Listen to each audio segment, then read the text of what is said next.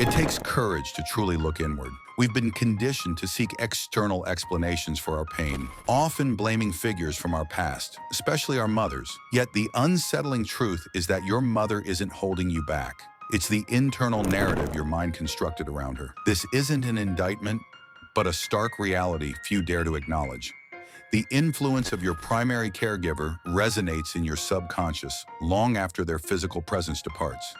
You've striven for peace and progress, but genuine tranquility remains elusive when you're enmeshed in an unrecognized internal conflict. The battle against an internal image, a shadow not of flesh and bone, but an archetype that took root before you could even articulate its presence. This shadow doesn't dissipate on its own. The echo chamber of the past. Carl Jung termed this the mother complex. It's more than a mere psychological label. It's an emotional confinement with invisible boundaries. It's the silent, pervasive judgment, the persistent void, the ingrained need for validation that has shadowed you since childhood. This burden isn't truly yours. It's an inheritance, an echo, a subtle imprint on the fabric of your soul. How does one heal such an insidious wound? This is where the profound work begins. As long as you perceive your mother as an omnipotent figure, whether to venerate or castigate her, you're not seeing the actual person. You're observing a myth, a projection, a distorted image sculpted by years of unfulfilled needs, unspoken hurts, and simmering resentments. This myth, more than you realize, dictates your life. Every choice made in pursuit of approval, every relationship fractured by an expectation of rescue, every failure to establish boundaries. These all spring from roots far deeper than you imagine, born in the voids of childhood. You stand as an adult now, yet internally, you remain that child yearning for maternal reassurance. The most painful realization is this: it won't happen. Healing isn't about her changing. It's about you ceasing to wait for her to do so. This realization can be devastating. We're often told forgiveness is the key, understanding is the path, empathy is crucial. While these elements can certainly assist, they are secondary to the primary task. Turning inward and acknowledging that the responsibility for your healing now rests solely with you. No one is coming to mend it for you. Consider how often you find yourself mirroring her actions, uttering phrases you swore you'd never repeat. This is the insidious trap. The complex isn't solely emotional, it's behavioral. It inhabits you, guides you, and without conscious awareness, it perpetuates a cycle of repetition. The pattern endures until someone possesses the courage to break it. And breaking it hurts, for it means dismantling an illusion, surrendering the hope that what was absent will magically appear. It's accepting there will be no mystical mending, that childhood won't return, and the comfort you didn't receive must now be self-generated. Are you prepared for this? Are you ready to cease expecting love in the way you once needed it, and instead begin to love yourself as you truly deserve? This is the sole gateway to freedom. In Jungian terms, the mother isn't merely the woman who bore you. She is an archetype, a multifaceted symbol embodying origin, security, and emotional sustenance. Yet she can also represent emotional stifling, dependence, and the fear of authentic self-expression. When this archetype isn't integrated, it becomes a shadow projected onto every aspect of your life. Partners, superiors, friends. You anticipate salvation, unconditional understanding, effortless care. But this isn't love, it's a profound sense of lack. And lack isn't filled by another person, it's filled with truth, with self-awareness, with unwavering courage. Dismantling the myth. The first crucial step is to cease idealizing her. She was not flawless, nor a deity, but neither was she the demon you sometimes perceive. She was a human being, flawed, wounded, grappling with her own internal struggles. She offered what she could with the resources she possessed, and sometimes those resources were meager. This doesn't excuse any harm, but it provides explanation. In this understanding, something shifts. Not a forced act of forgiveness, but a liberating insight. For idealization is as detrimental as resentment. Both ensnare you, both distort reality. The stark reality is this: you no longer require a mother in the external sense. What you need is a stronger you, a more compassionate you, a more aware you. This evolved version of yourself won't materialize spontaneously. You must actively construct it. How? Begin by meticulously observing your reactions. Each time you experience rejection, ask yourself, who am I truly seeing? The person before me or an unhealed wound? Each time you demand unconditional love, inquire, do I seek love or reparation? Each time you sacrifice yourself to appease another, ask, who abandoned me first? Healing is not a linear progression. It's often a tumultuous descent, an uncomfortable dialogue with your inner child. It involves confronting buried memories, reliving them, feeling them, and then finally releasing them. And yes, that inner child will sometimes weep, other times it will rage, it will sabotage, it will express anger having waited far too long to be heard. Listen to it. Don't try to silence it with superficial affirmations or mask it with facile spirituality. Give it space, ask it what it needed, and then critically give it to yourself. The power of self-compassion. Self-compassion is not weakness. It is potent medicine. It's the only balm that works when all else fails. And to practice it, you require courage. For a part of you has internalized self-contempt, self-blame, and self-punishment, perpetuating the very cycle once imposed upon you. Break that cycle. Emotional re-education extends beyond reading books. It's about perceiving yourself through fresh eyes, forging new responses, and abandoning the futile search for mothers in all the wrong places. Because let me be clear, the world will not provide what you were denied. It's not designed to. The world will demand, judge, and often disregard you. Amidst that chaos, you must build yourself. Emotional liberation commences when you cease repeating the old patterns, when you consciously choose a different path, when you recognize that you are no longer that vulnerable child, no longer confined to that old house, no longer dependent on a caress, no longer requiring permission to simply exist. Yet a part of you still clings to those beliefs, still hopes, still silently pleads. This part is not to blame, but you bear the profound responsibility to heal it. Do it, not tomorrow, not when you feel perfectly ready. Do it now. Because if you defer until you feel prepared, you will never begin. Healing doesn't arrive in moments of serene calm. It emerges amidst the din, the disorder, the fear. And when it comes, it often doesn't feel as anticipated. It feels like loss, like emptiness, like silence. For healing also means letting go of a familiar aspect of yourself. It's relinquishing the victim role. It's stopping the waiting and initiating action. Does it hurt? Yes, but remaining stagnant hurts infinitely more. So truly look at yourself.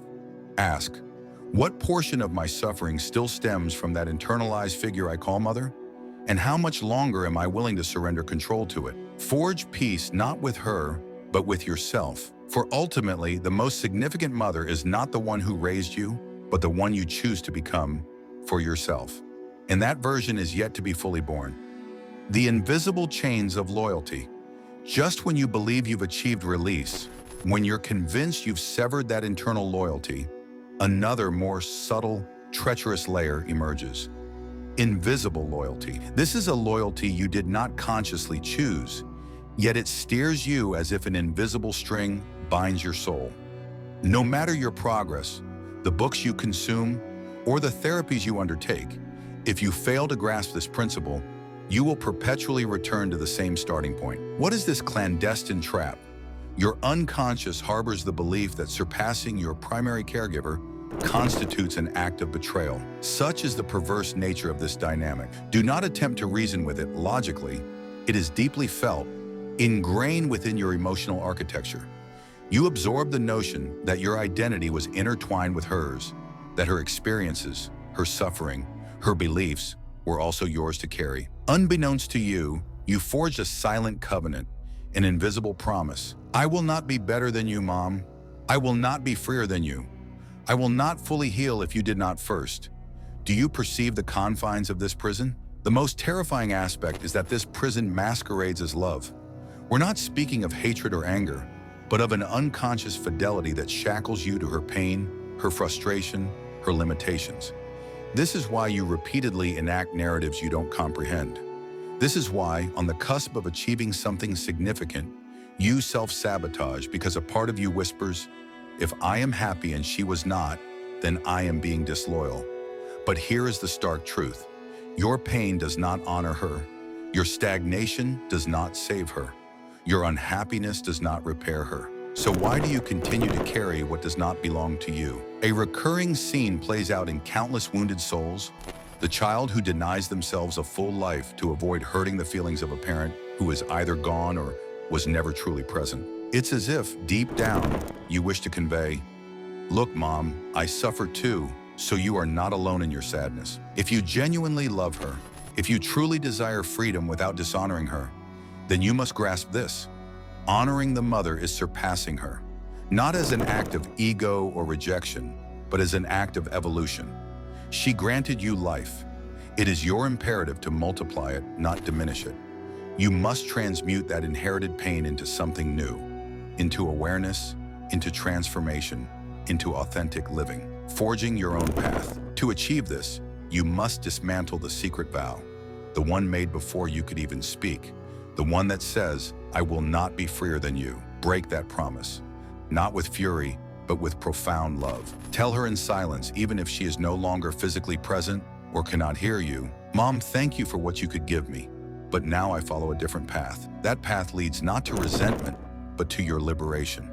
For as long as you remain ensnared by that hidden fidelity, everything will become a repetition. You will echo her fears, her frustrations, her manner of loving, her inability to set boundaries, her incessant need for acceptance, her guilt, her self-sacrifice, her pain, all without conscious awareness. Have you ever recognized how many decisions in your life have been dictated by that shadow? Perhaps this explains your intolerance for rejection, your guilt when success finds you, your tendency to choose partners who diminish you. Not because you are inherently weak, but because you are being loyal. Yet that loyalty exacts an exorbitant price, your very life. And if you dare to question it, to confront it directly, a space opens up, a void appears, a strange silence. Because for the first time, you are severing your identity from hers. For the first time, you are declaring, "I am not you, and you are not me." For the child you once were, this feels like abandonment. But for the adult you can become, this is a profound birth. This is where it all begins. It is not about severing the relationship entirely. It is about redefining its place within you. For regardless of whether your mother was loving, detached, absent, or overprotective, her essence is not the primary concern. What truly matters is the position you have assigned her in your psyche. And that position, if left unexamined, morphs into either an altar or a prison. You either idealize her or enslave yourself to her, both being distortions of reality. The sole path to healing lies in dismantling the fantasy. This fantasy assumes many guises: the martyr mother, the perfect mother, the sacrificed mother, the omnipresent mother. Yet none of these figures are real. They are constructs of your mind, myths that prevent you from perceiving the fundamental truth, that she too was a daughter, that she too carried her own specters, that she too was a product of her circumstances, that she too loved as best she could, that she too faltered. And you are not here to retrace her destiny. You are here for something grander, to transform that emotional inheritance into wisdom, to render the unconscious conscious, to close a cycle so that your children, should you have them, do not bear the burdens you now carry. For what is truly inherited is not material possessions or even solely genes, but unresolved patterns, undigested emotions, silenced traumas, the oppressive weight of the unspoken. And here lies the most crucial insight. You cannot alter the past, but you can fundamentally change how the past resides within you. Do it not for her, but for yourself. You needn't sever ties with your mother. You need to sever ties with the distorted archetype you carry internally. You need to dismantle the internalized voice that judges you each time you shine. You need to challenge the guilt you feel whenever you prioritize yourself. This liberation is not an act against her, it is an act for you. Because the original wound does not dictate your destiny. What defines it is what you choose to do with it. So consider this final question. How much longer will you pay homage to a pattern that no longer serves you? How much longer will you drag along a story that you didn't even initiate? The time has come to transmute that inherited pain into your driving force, to cease merely surviving and to begin truly living. But for that, you require one singular thing: courage. Courage to relinquish loyalty, Courage to rebuild yourself without the omnipresent shadow of that figure who either bestowed everything or withheld everything. Courage to look into the mirror and declare, "Now I am the one who takes care of me." And when you accomplish this, when you choose yourself, when you emancipate yourself, then and only then will you truly honor your mother. For the greatest tribute you can offer to the one who gave you life is to fully live your own, embracing your inner nurturer. Just when you believe you've released it all, that you've finally broken that internal allegiance, something else emerges. Something more subtle, more elusive, more insidious, emotional self-abandonment. And yes, it is directly linked to that mother archetype still lingering in your shadow. What does a child do when they lack the emotional care they desperately need? They adapt. They silence themselves. They learn to disregard their own needs, to repress, to feign indifference to pain. This survival mechanism, years later, becomes your very mode of existence. Have you observed how you treat yourself? The internal dialogue you engage in? The impossible demands you place upon yourself that you would never impose on someone you cherish? This is no coincidence. It's the perpetuation of the same pattern. It's how that inadequately integrated archetype manifests internally. You, yourself, reproducing the abandonment you experienced, but now from within. No one is actively hurting you now. You are the one who continues to inflict pain upon yourself in the name of antiquated programming. Every instance you deny yourself rest, every time you minimize your suffering, every occasion you betray your own needs to avoid inconveniencing others, every moment you accept the unacceptable out of fear of not being loved, you are reiterating the same script. If I ignore myself, perhaps they will love me. You learn to survive by emotionally ceasing to exist, and that is a slow, imperceptible, silent massacre. You have become your own authoritarian figure, the one who forbids tears, the one who demands perpetual strength, the one who drives you to perform, to give, to hold everyone else together except yourself. And the most twisted irony, the more you abandon yourself, the more fervently you expect someone else to arrive and rescue you. But that will not transpire because no one can provide what you are not giving yourself. So here's the genuine revolution. Begin to nurture yourself as no one ever did. Become your own internal mother. Re-educate yourself from the ground up. Learn to bestow upon yourself the affection that was denied. Grant yourself permission to feel without judgment. Speak to yourself with tenderness when you stumble. Do not demand perfection when all you require is solace. And yes, initially this will feel alien. For years you've been accustomed to the lash of criticism, the chill of emotional detachment. But none of that is intrinsically yours. It is borrowed software, a system you inherited not because it functioned, but because it was all you knew. The new internal narrative. Do you wish to break this cycle? Start by asking yourself, how would I treat a child who has just endured what I have endured? What would I say if I saw them exhausted, depleted, on the verge of collapse? Now grasp that this child is you. That child persists within, still waiting. But no one is coming in the way you envision. For it's not about discovering the perfect savior, it's about becoming the figure you needed. This is profound psychology. Jung understood it. What remains unconscious manifests in your life as destiny. If you fail to make your self-abandonment conscious, you will repeat it in every relationship, every profession, every decision. You will live from a place of scarcity, emotional hunger, and an inherent need to be rescued. The paradox is this: you only cease needing to be saved when you become your own sanctuary. The courage to rebuild.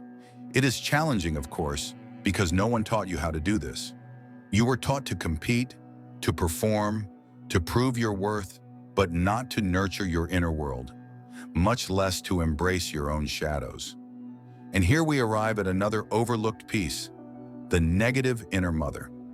That pervasive voice within you that is not your own. The one that whispers you're insufficient, you're falling behind, you don't deserve it, you need more, you shouldn't feel what you feel. That voice is not you, yet you have adopted it as if it were your innate conscience. It is not. It is an internalized figure, a distorted archetypal energy that usurps the space of your self-esteem. And until you dismantle it, you will continue to believe your worst adversary is yourself, and you are not. You are merely echoing what you learned. How do you dismantle it? By listening to it. Yes, listening. For what you resist persists, but what you observe transforms. The next time that voice emerges, do not flee. Do not silence it. Do not attempt to mask it with superficial affirmations. Look at it. Ask it, where do you originate? To whom do you truly belong? What message are you repeating that is not even mine? And you will see, you will discern the threads. You will perceive the origin. In that moment, something within you will awaken. Not as a mystical revelation, but as a brutal clarity. You will realize you've lived trapped in a discourse you never questioned. And when you question it, you reclaim your power. That is the true psychological awakening. Not mantras, not gurus, but this precise moment, the instant you cease being the echo of your childhood and become the author of your adult life. This isn't about superficial positivity. It is about embracing responsibility, about seeing yourself without filters, about ceasing to ask another to fill your emptiness, and instead beginning to fill it yourself with small, deliberate actions. Need a guide? Start by not abandoning yourself when you need it most. When you are weary, do not push harder. Rest. When you are sorrowful, do not judge yourself. Accompany yourself. When you feel fear, do not feel shame. Listen to yourself. This is the new language, the new internal motherhood, the new emotional architecture that shatters centuries of inherited patterns. I know all this seems immense, perhaps unmanageable. But remember this, you don't have to do it flawlessly. You simply have to do it differently. Because if you do not break the cycle, no one will do it for you. The change you so desperately crave is not external.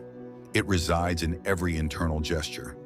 Every time you choose to care for yourself, even when you don't feel like it. Every boundary you establish, even if your voice trembles. Every no you utter so you can utter a yes to yourself. That is the authentic act of love. And that, believe it or not, is an act of revolution. In a world that teaches you to demand, to punish, to compare, choosing to treat yourself with tenderness is a subversive act. It is looking your family history squarely in the eye and declaring, with me, the pattern breaks. Not because I am superior, not because I am stronger, but because I have chosen to awaken. And once you awaken, nothing can lull you back to sleep. Not judgment, not guilt, not that old voice that once paralyzed you. For you no longer seek external validation. You walk from within, from a newly forged path, a foundation built with awareness, boundaries, and genuine love. Not a love that demands, not a love that sacrifices, but a love that sustains, respects, and nurtures. The kind of love you should have always received and that you can now bestow upon yourself. And that, though it may not seem so, is the true legacy worth leaving behind. The path forward. Having journeyed this far, something within you has already irrevocably shifted. You don't require external confirmation, you feel it. It is that subtle tremor that arises when you have confronted something you've evaded your entire life. It is that peculiar blend of emptiness and empowerment, of grief and rebirth. For yes, the culmination of this entire journey isn't an internal ovation or a miraculous epiphany. It is silence, a new silence, a clean silence, because you have finally dared to shatter the cacophony of what was inherited. Now you comprehend why you often felt a disconnect from your true self, why inner peace seems so elusive, because you lived inhabited by voices that were not yours, burdened by needs that were not born with you, reacting from a pain that originated generations ago, but no more. What remains now is unequivocally yours, your space, your identity, your voice. And here lies the most intriguing aspect. It's not that you will live without wounds, it's that for the first time, you will live with them consciously. And that alters everything. For wounds are not the inherent problem. The problem lies in fleeing from them, pretending they don't exist, believing that if you don't name them, they will simply vanish. But they do not disappear. They transform when you look at them, when you speak about them, when you move through them. And at that ultimate crossing, precisely there, something new is born. Your true emotional maturity. Not the one based on rigid control or feigned coldness, but the one that accepts that within you, broken parts and wise parts coexist. Parts that still weep and parts that have already learned to hold on. Do you understand what this signifies? You have crossed the threshold. That point of no return where you cease being a symbolic child of the past and become the symbolic parent of your present. You no longer live from what was lacking. You live from what you choose to create. And this is a power few attain, for it demands courage, brutal honesty, and an almost primal will to release excuses, justifications, inherited fears, and to begin to live authentically from within, not from the echo of an ancient narrative. Now that you possess this knowledge, what will you do with it? The crucial part begins, the invisible part, the part no one else will witness, but you will feel. Every day, in every choice, in every new way you treat yourself, every time you consciously break the pattern, every time you choose from awareness, not from scarcity, that even if no one applauds it, is a form of freedom that cannot be bought. So I leave you with one final thought, one that perhaps encapsulates everything you've just heard, but with new words, a phrase to cherish, to repeat, to etch upon your soul. When self-love blossoms from healed pain, it transcends fleeting trends and becomes a silent revolution. If this resonated with you, provoked thought, stirred a dormant part of your being, remember, you are awake. And my friend, there is no turning back now. Go and do something that instills a slight tremor of fear. Speak to yourself as you never have before. Embrace silence. Weep if you must. Or simply look at yourself without judgment for 10 seconds. Just 10. That is enough to begin. For when you transform how you treat yourself, the world transforms its response to you. And if you doubt it, try it. But do it from that deep place, from where you no longer require anyone to save you. For now, finally, you recognize that the Savior was you all along. May the world tremble when you begin living without repeating what broke you. Subscribe for more free, valuable videos. Thanks for watching. Mind Unbound.